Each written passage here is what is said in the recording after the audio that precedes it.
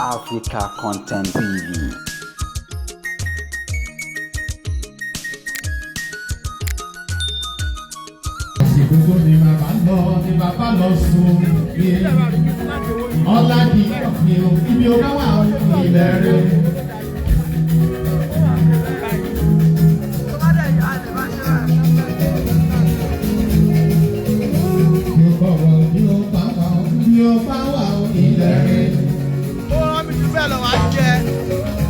Let's general don't not see all Ladipo, Yinka, Diya, retired general. If you bow, in the rain, General Diya.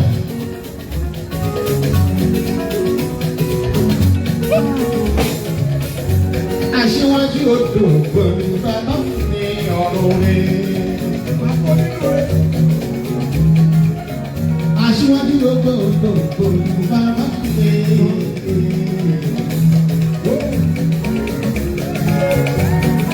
Chief Mrs. Josephine ló ṣẹlẹ̀ lẹ́yìn ẹ̀. Àlàyé ọ̀rẹ́ ọkọ̀ ó ṣẹlẹ̀ lẹ́yìn ẹ̀. Yeah.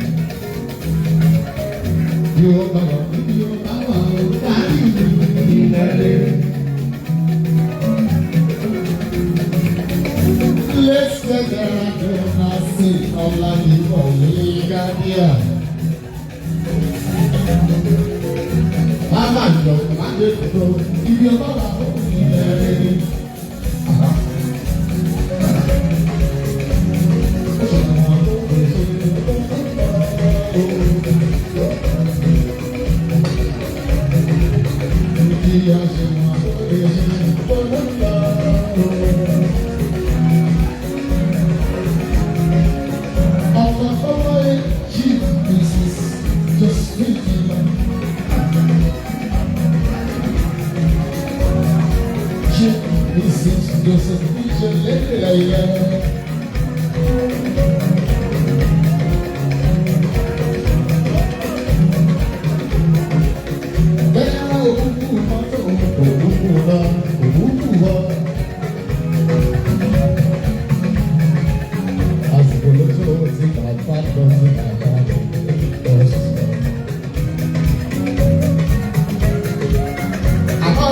Diya wà jẹ lọ́nà lóko 1984 95 1984 85 láyé Buhari ní jẹ́ ìgbàgbé.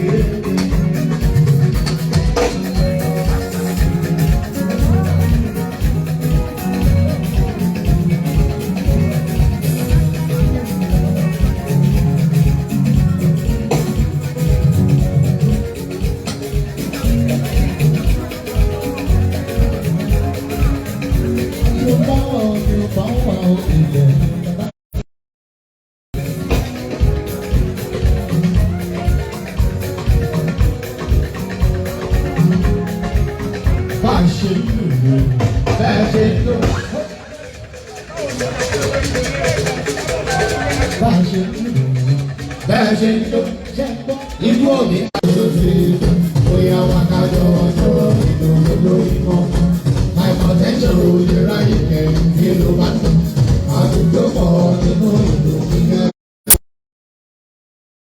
Ìṣọ̀rẹ́ bẹ̀rẹ̀ wákàjọ ìrọ̀lú púpọ̀ hypertension máa ń lò fà wá.